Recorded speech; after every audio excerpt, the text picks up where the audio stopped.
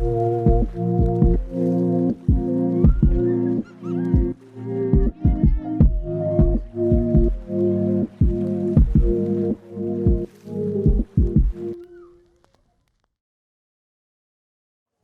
we're here with Paul Farmer, the Labour candidate for Camborne Redruth and Hale. Hi, Paul. Hello. So let's start off. What is your key policy in this election? I would say it's investment. In what? In just about everything. This is going to be a hugely transformational change when Labour win, and it's investment in new industries and manufacturing, but also at the same time massive investment in green technology. You organise March for the Arts in Redruth. What is the key message you want people to take away from that? That there are more things in heaven and hell than can be counted as what we usually think of as wealth. That the arts represent something which is fundamentally important to human beings, which is why small children will start drawing for no apparent reason. We need it. We need the arts, and the arts has been frozen out progressively over the last 9 years. And do you think Labour are the best party to be able to uphold the arts? Yeah.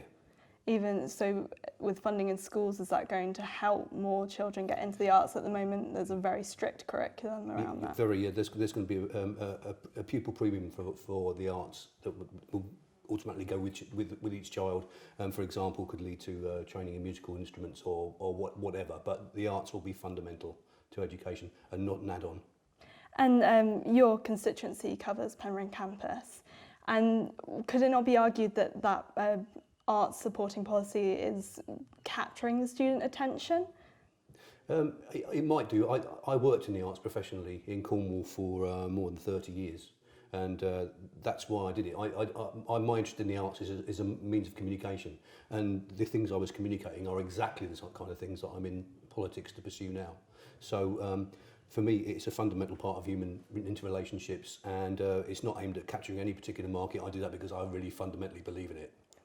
And moving on to Brexit, Labour's plan is to negotiate a deal in 3 months and then have a second referendum on it in 6 months. Yeah. People have said that's quite a tight deadline. How will you guarantee that that will be met?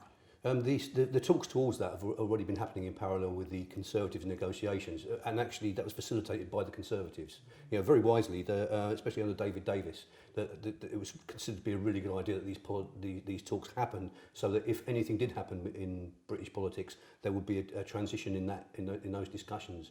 So those talks have already been held, and we can move very quickly to that. The 6 months of the referendum is the minimum we can do it legally. And in the 2017 general election, Labour was a fairly Leave party. How can you justify it suddenly swinging round to its current Brexit policy? It's not us that swung. I mean, the fact of the matter is that nearly everyone was Leave in 2017 because we were in what appeared to be a straightforward transition. There had been a referendum which had voted to leave, and we were on the path. I remember doing hustings for the local government elections in 2017, discussing this with UKIP people and saying, I don't know why we're discussing this, we voted to leave already. But the Conservatives' pursuit of ambition and power politics, instead of doing that, means that the context of that has gone now. And we've now got a fundamentally divided society. That's the most significant thing about Brexit for me. That's more important than almost anything else. And we need to repair that society. You can see what Brexit has done to politics. It's actually completely stymied any talk of fundamental values. But whatever happens with Brexit in the next few months, we're going to be stuck with a government after that. And we need to make sure that it's a government that actually wants to work for the people of this country and not against them. So for you, it's not a Brexit election? No. Jeremy Corbyn has said he'll be neutral in a second referendum. Yeah. What stance will you take? Yeah, it's the same kind of thing. I'm very open about this. Jeremy Corbyn is following the lead of Harold Wilson in the 1975 original referendum about the membership of the EU, or the common market, as it was called then. But Jeremy Corbyn's stance is necessary. You can't go into a negotiation with our European partners saying, yeah, well, but whatever you do, doesn't matter. I'm going to reject it anyway. So are you saying that you yourself would also be neutral? Yeah, my situation is I voted Remain. And when I woke up on the morning after the referendum in June 2016, I was terrified, like most people who voted Remain. My attitude to the EU hasn't changed in that time, except it's become more apparent to me how divisive it is in this country.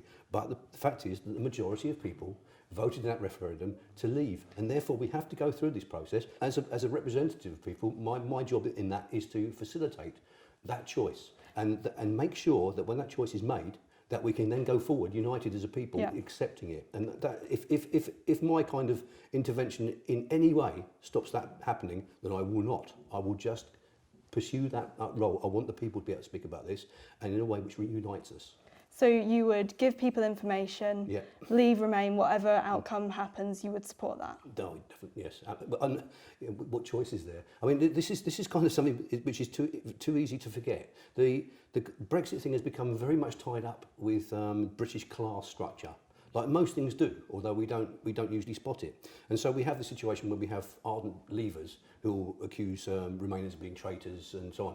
But we have ardent Remainers who will accuse leavers of being stupid, or just racist, or whatever. This isn't acceptable discourse. There's no basis for those assumptions at all, and we have to stop that. And as you say, this election is about more than just Brexit. So I want to move on to the NHS. Labour has a national policy for the NHS, but what will it do for Cornwall? We'll perhaps make it so that we don't have to be very, very frightened of having some sort of accident or mishap in the winter, when we know if we go to Treliske, we're going to be sitting there for hours. The figures are actually getting really frightening. There's been a kind of leak of the performance figures for Treliske over the last few months that's come out that I got hold of yesterday, and it's really frightening. The number of people who are actually sitting there waiting for more than 12 hours is on an exponential upward curve. It's not working at all. We're also seeing a situation at the moment where we've seen consultants in the sexual disease aspect of the Royal Cornwall Hospitals have actually withdrawn their labour. They've said they will no longer work for it because it's being privatised. So we've got to end privatisation, which has taken away their faith in the ability of that organisation to actually pursue its own aims. We've got to do away with privatisation, and we've got to restore it so that we can actually pay for it properly on the increasing the growing basis it needs, which we reckon to be 4.3% annually. The Conservatives have been underfunding that necessary increase, and they've been strangling it. And we can't go on like this. Are you also going to put in more nurses? That's what the Conservatives are pledging. Why is yours better than theirs? Because theirs doesn't make any sense. They're going to put in 50,000 extra nurses, 19,000 of which already work in the NHS. This is just a lie. The Conservatives and to an extent the Liberal Democrats have created the situation we're in now. This is the world that they have made. There is no excuse for them. They've done this, and they come up with these figures now, this kind of post-truth politics we have now, where we're expected to believe that 19,000 already existing nurses are going to be new in a couple of years' time. This doesn't make any sense. You can't believe them. They're not seriously engaging in this discussion. They are actually in some kind of strange, ironic relationship to the British public, where they seem to be engaged in a experiment to see how much you can lie to people without them actually pointing it out or just leaving the discussion completely. But Labour's serious. We really will save the NHS. It's ours. And I want to move on to education.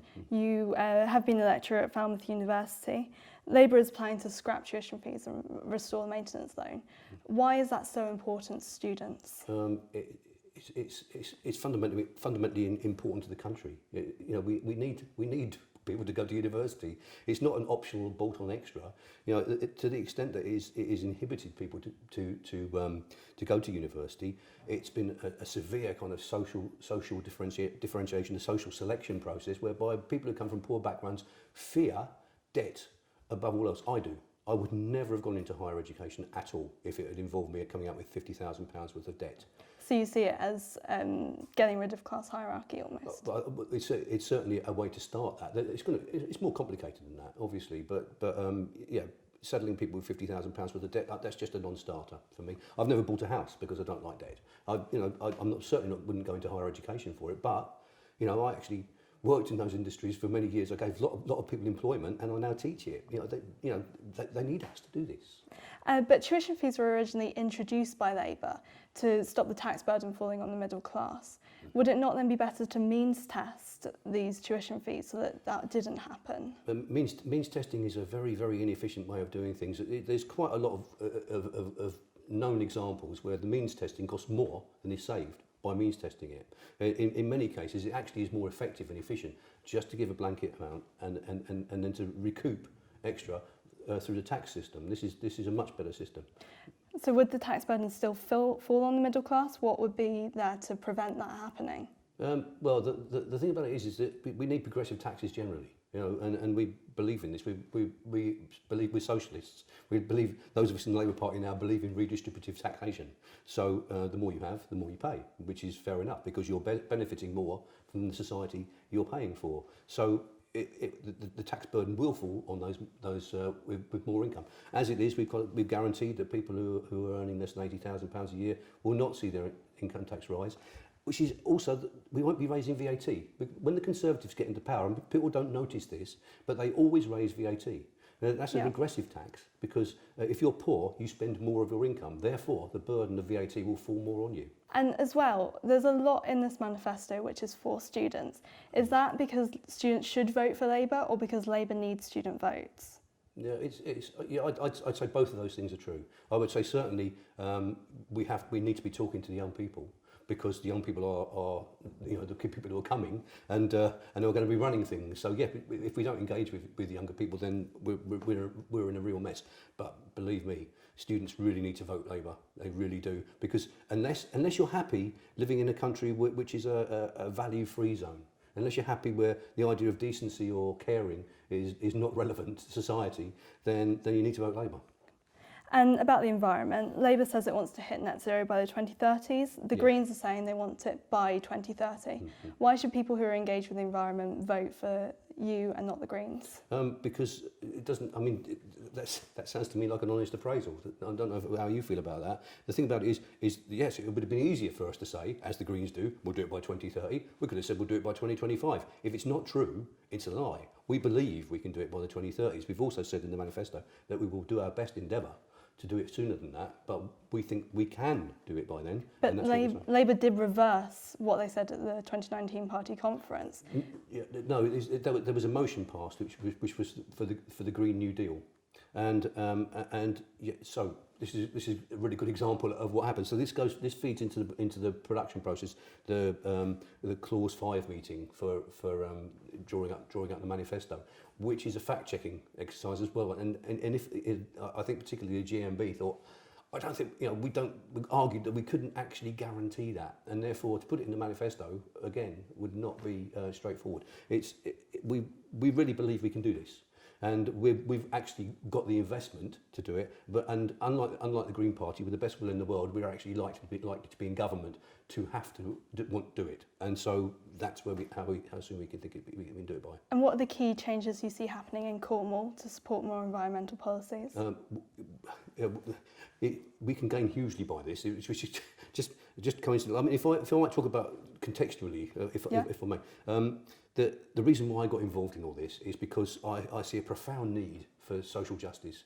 Huge. The things that have happened since 2010 have been appalling, and they've happened to the poorest people. Over and over again we see that. Some cases which make me so angry, I can hardly talk about them in public. Like, for example, demolishing adult training centres for people with learning difficulties, which is just an evil thing to do.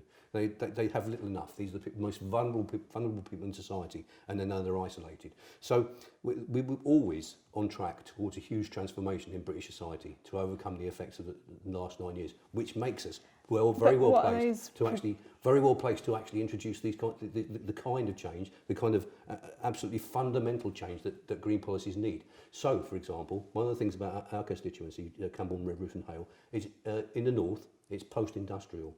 Not only is it post-industrial, it was the cradle of the Industrial Revolution. So the new Green Industrial Revolution policy of Labour's is very important to us, because what we have is a town like Camborne, for example, which once had one of the biggest engineering works in the world, Holman's, which employed 3,000 people. Well, I've lived in Cornwall, and now is just a plaque on a wall in the Rhineland-Palatinate in Germany. But can you give one key policy which Labour will change? I'm giving you one. We will invest in industries to create new green technology technology and restore a manufacturing base. Now, if you look at a place like ours, when manufacturing industry went under Thatcher and so on, then it destroyed the good jobs that actually could pay good wages. Now, if you're far from the centres of metropolitan power, how do you restore that? Well, you need a massive investment programme, which is what we're giving, but we're also basing it on the actually making the kind of technology which can pursue the green aims, and furthermore can actually put us on a basis where we can lead the world in that. So so in restoring our manufacturing, we're also working towards the environmental policies we need. And the IFS has said that you're pushing day-to-day spending to 80 billion by 2023 to 2024. That's a tax burden not seen since the Second World War. Is that justified? What's your response to that? The IFS have got a few problems with assessing the Labour manifesto. The IFS, like any kind of economic organisation, is predicated on certain models, and the model they're predicated on, they're very much a product of the kind of Blairite 2000s, the IFS, and the director was a civil servant in the Blair government and the Brown governments. What their model says is that if you increase corporation tax, for example, which is a major part of our economic development, if you increase corporation tax, all that happens is that companies immediately pass that on in terms of lower wages for the workforce and higher prices for the consumer. But they aren't free to do that, because one of the things that we're also introducing is this new living wage, real living wage of £10 an hour. They cannot pass it on in lower wages. We're also restoring the rights of trade unions in terms of collective bargaining. They can't go that route. They can't just increase prices, because if they do, they will lose their markets. So they will have to actually bite the bullet and actually pay the tax. Take it out of the dividends which they've been distributing in ever higher manners, and actually pay for the services they get. And the tone of parliamentary debate recently has been lowered. MPs are facing more threats. Labour has been repeatedly criticised by the Labour Jewish movement. How do you see the tone being improved? I think there's a couple of different questions there. I think in terms of the terms of debate, we, as you say, in Parliament we see this, but we also see this in the current general election campaign, where basically we've seen this in the last couple of elections, where Jeremy Corbyn, for example, is continually attacked personally. Other people are too, but predominantly Jeremy Corbyn. Instead of discussing policies, discuss elements of his history and even his private life. Although I think that's fairly shallow ground for that sort of thing. So I think and basically we are seeing lies. Just outright lies. We saw it on television where Boris Johnson was accosted by a father in a hospital who was criticising the level of care in the NHS, and then accused Boris Johnson of saying things just for the press. And Boris Johnson said, "There's no press here," but we were actually watching. What's the one thing you think that can be added to parliamentary debate to make it better? I think for me personally, removing a lot of the rigmarole from the past. I think there are certain things you can only do if you're wearing a hat. For example, there are certain kind of codes of dress, but there is a lot of kind of rigmarole in there, and I think things should be conducted in plain speech, in plain and everyday speech. There should be a strict code of conduct about what can be said, but also some way of discouraging people from telling outright lies would be a good idea. Thank you, Paul Farmer. Thank you.